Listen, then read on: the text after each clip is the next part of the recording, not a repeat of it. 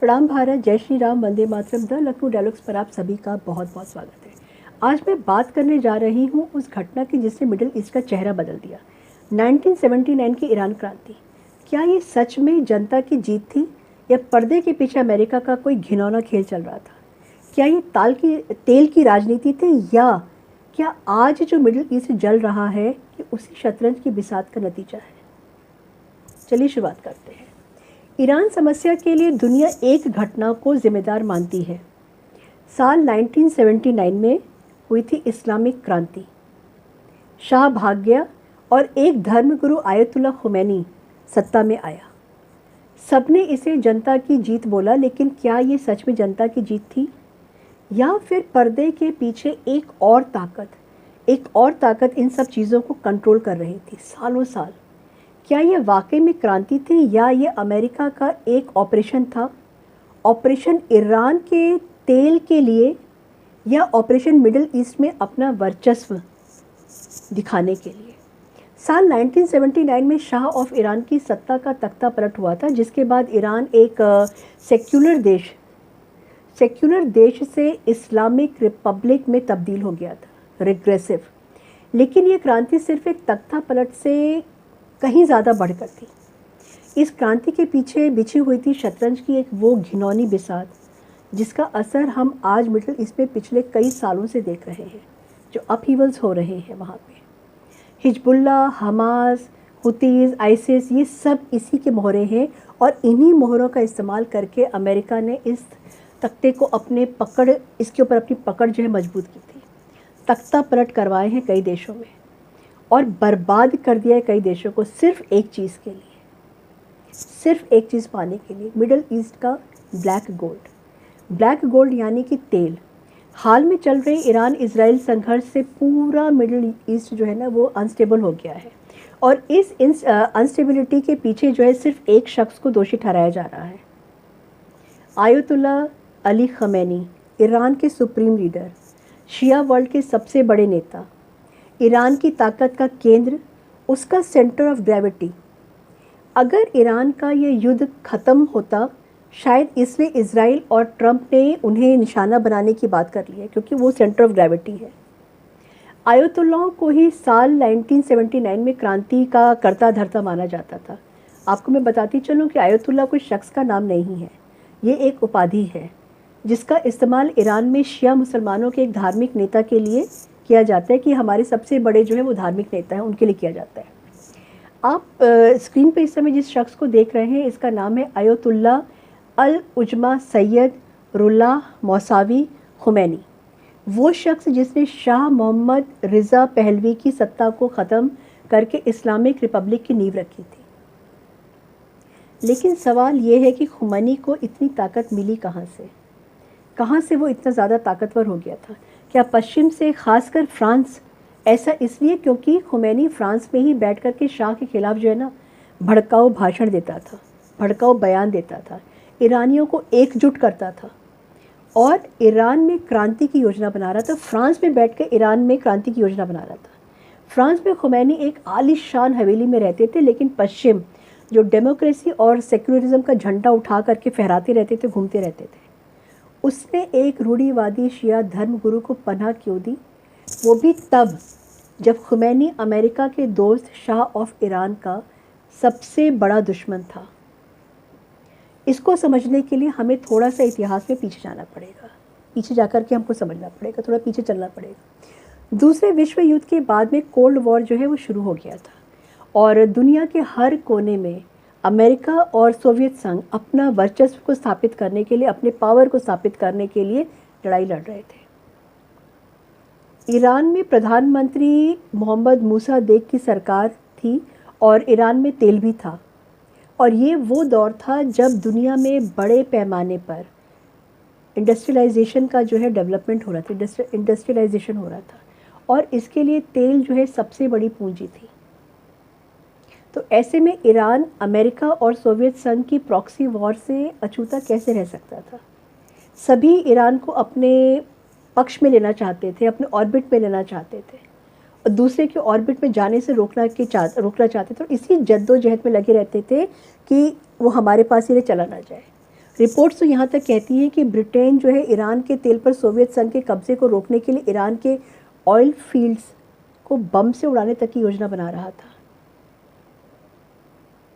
हालांकि उस दौरान जो है ईरान वेस्टर्न ब्लॉक में ही था और सोवियत कम्युनिज्म को मिडिल ईस्ट में फैलने से रोकने के लिए एक मजबूत दीवार की तरह खड़ा था।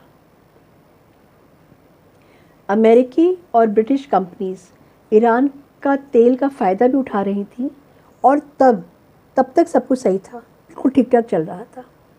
लेकिन जैसे ही ईरानी प्रधानमंत्री मोसादक ईरान के तेल का राष्ट्रीयकरण, नेशनलाइजेशन करने का फैसला करते हैं, बस यहीं से बम फूटा। ये अमेरिका और ब्रिटेन की तेल कंपनियों के लिए घाटे का सौदा था और ऐसे में अमेरिका और ब्रिटेन में तेल की कीमतों में उछाल आता। ये कैसे बर्दाश्त होता? इससे क्या होता? महंगाई बढ़ती। नतीजा क्या? साल 1953 में CIA और ब्रिटेन की मदद से मूसा देग का तख्ता पलट जो है मोहम्मद रिज़ा पहलवी को शाह बनाया गया था। तख्ता पलट करके शाह ने ईरान को अमेरिका का सबसे ज़्यादा भरोसेमंद साथी बनाया। उन्होंने साल 1963 में वाइट रिवॉल्यूशन शुरू किया, ज़मीन सुधार किया, महिलाओं को वोट का अधिकार दिया, स्कूल बनाए, एजुकेशन को जो है फॉरवर्ड किया, सड़कें बनाई। 1959 से 72 तक ईरान का औसत विकास दर जो है ना वो 9.8 था। लेकिन ये सुधार सभी को पसंद नहीं आया, रिग्रेसिव माइंड था। खासकर धर्म गुरुओं को और बड़े बड़े लैंड होल्डर्स को उनके लिए लैंड रिफॉर्म्स, उनकी अपनी आय पर अतिक्रमण था। इसी को मैं कहती हूँ रिग्रेसिव। धर्म गुरुओं के लिए महिलाओं के मताधिकार का विस्तार इस्लामी मूल्यों पर हमला था। Regressive mindset. साल 1963 में आयतुल्लाह खुमैनी इस विरोध की आवाज़ बने। उन्होंने शाह को अमेरिका और इजराइल की कठपुतली बताया। नतीजा ये हुआ कि खुमैनी को ईरान से निकाल दिया गया। वो पहले इराक गए, फिर तुर्की गए और लास्ट में फ्रांस पहुँचे। खुमैनी तो देश छोड़कर चले गए थे, लेकिन शाह के खिलाफ विरोध का बीज बो करके, हालांकि शाह और अमेरिका के बीच में तब तक सब कुछ ठीक चल रहा था। लेकिन साल 1973 में आया तेल संकट। योम किप्योर युद्ध में अमेरिका ने इजराइल का साथ दिया। जवाब में अरब देशों ने तेल पर एम्ब्रेगो लगा दिया।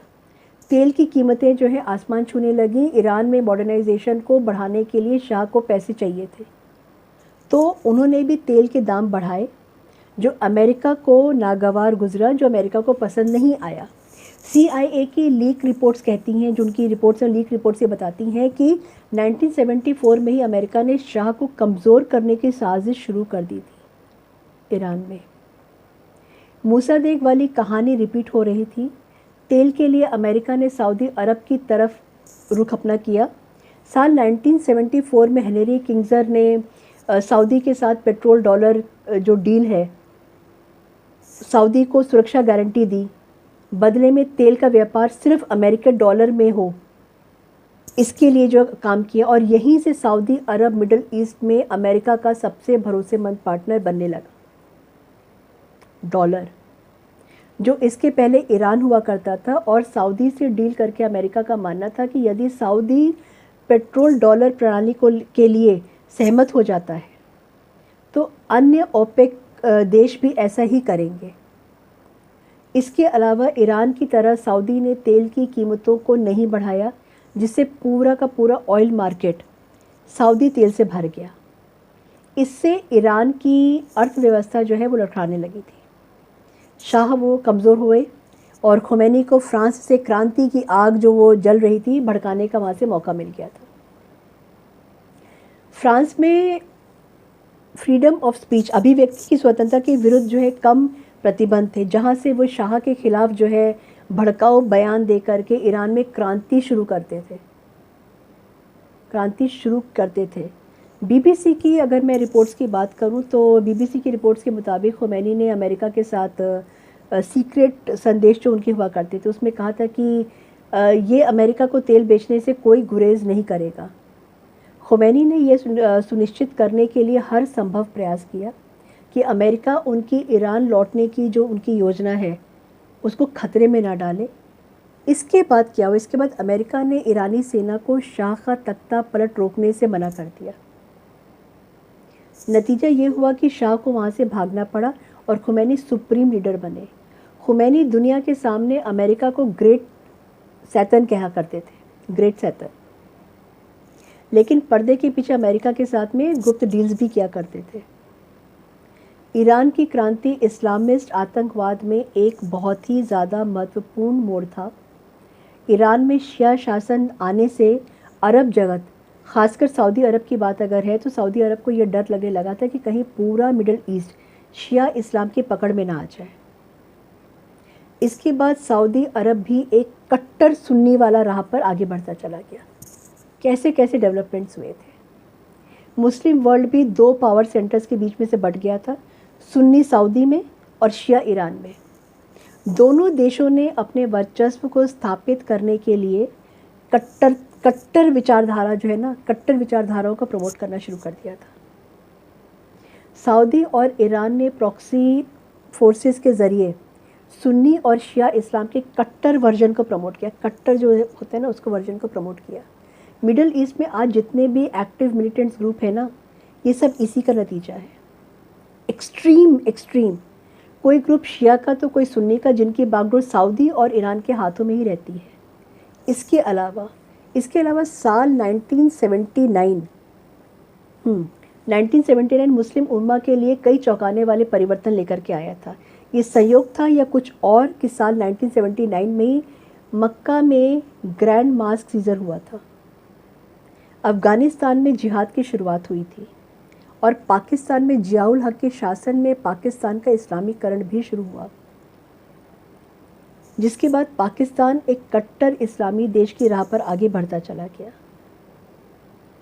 ग्रैंड मास सीजर ने तो पूरे इस्लामी जगत को कट्टर इस्लाम की ओर तेजी से धकेलना शुरू कर दिया था। कुछ गिने हुए चंद लोगों ने कितना सब कुछ चेंज कर दिया था। सऊदी अरब खुद को मॉडर्नाइज कर रहा था, लेकिन कई कट्टर इस्लामी ताकत इसे इस्लाम पर खतरे के रूप में देख रहे थे। ग्रो ही नहीं करना है। इसी के विरोध में 20 नवंबर 1979 में जोयामान अल उतबी के नेतृत्व में तकरीबन 2000 हथियारबंद लोग इस्लाम की सबसे पवित्र जगह जाने माने वाली जो मक्का है उसमें घुस आए थे। उन्होंने कई हफ्तों तक काबा को अपने कब्जे में लेकर के रखा था और ये घटना सऊदी अरब और ख़ुद मक्का का कस्टोडियन कहे जाने वाले हाउस ऑफ साउथ के लिए सबसे ज़्यादा शर्मनाक पल था। सबसे ज़्यादा ईरान में क्रांति और फिर मक्का पर हमला, इन दोनों घटनाओं के बाद सऊदी ने कट्टर सुन्नी इस्लाम को बढ़ाना शुरू कर दिया था। अखबारों में महिलाओं की फ़ोटोज़ आनी, तस्वीरें आनी जो है वो उसके ऊपर प्रतिबंध लगाया गया। महिलाएं टेलीविज़न स्क्रीन से गायब हो गई। ईरान कितना खूबसूरत था। सिनेमा और संगीत की दुकानें बंद कर दी गई।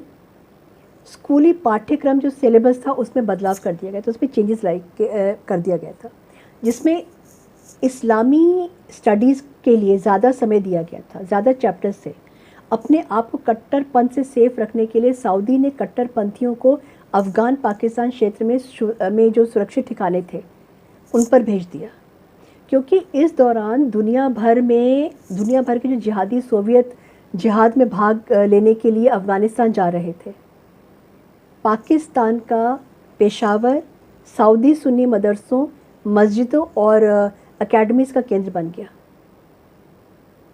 अफ़गानिस्तान में जिहाद ख़त्म होने के बाद यही कट्टरपंथी इसके बाद पूरी दुनिया में गए, अपने अपने आतंकी संगठन बनाए, जिसका परिणाम आज हम मिडिल ईस्ट अफ्रीका और अफ़गानिस्तान में देख रहे हैं। ईरान की क्रांति सिर्फ एक क्रांति नहीं थी, बल्कि ये ग्लोबल इस्लामिस्ट टेररिज्म की शुरुआत थी। आज मिडिल ईस्ट युद्ध की आग में दोबारा जल रहा है। History is repeating itself. और इससे पहले जब इराक़ को अमेरिका ने तबाह किया था तो आईएस ने जैसे आईएसआईएस के जैसे संगठन होते हैं ना, उनका जन्म हुआ था। और आज ईरान उसी कगार पे खड़ा है। तो सवाल ये उठता है कि क्या इतिहास खुद को एक बार फिर से दोहरा रहा है? Is the history repeating again? आपका इस बारे में क्या कहना है? हिस्ट्री बहुत इंटरेस्टिंग भी है और हिस्ट्री दर्दनाक भी होती है, हमेशा खुशी नहीं देती है। और ये जो हिस्ट्री अपने आप को रिपीट करे, ये रिग्रेसिव है, प्रोग्रेसिव नहीं है। पूरा दुनिया इस समय युद्ध के मुहाने पे आकर खड़ा हो गया है, पूरी दुनिया। कमेंट सेक्शन में मुझे ज़रूर बताइएगा कि आपको मेरा ये छोटा सा रिसर्च कैसा लगा। Thank you so much. जय हिंद, जय भारत, भारत माता की जय।